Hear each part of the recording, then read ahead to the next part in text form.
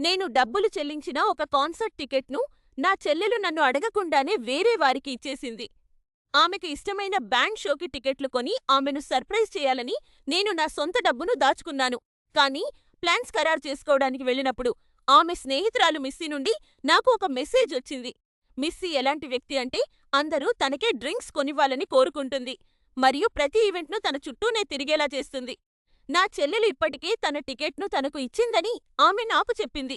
నేను నా చెల్లెలికి ఫోన్ చేసినప్పుడు ఆమె క్షమాపణ కూడా చెప్పలేదు. ఆ టికెట్ను తిరిగి తీసుకోవడం క్రూరత్వమని, పైగా మిస్సీకి నేను రైడ్ ఇవ్వాలని మరియు ఆమె ఆహారానికి డబ్బులు చెల్లించాలని చెప్పింది.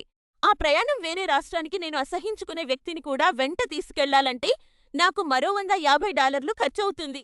నేను మోసపోయినట్లు నా డబ్బును ఉపయోగించి నా చెల్లెలు తన స్నేహితురాలి ముందు హీరోలా కనిపించాలని ప్రయత్నిస్తోందని నాకు అనిపించింది.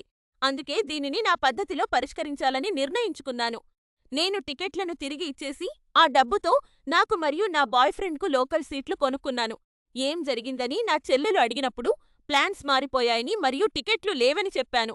ఆ తర్వాత నేను మిస్సీకి ఒక చివరి మెసేజ్ పంపాను.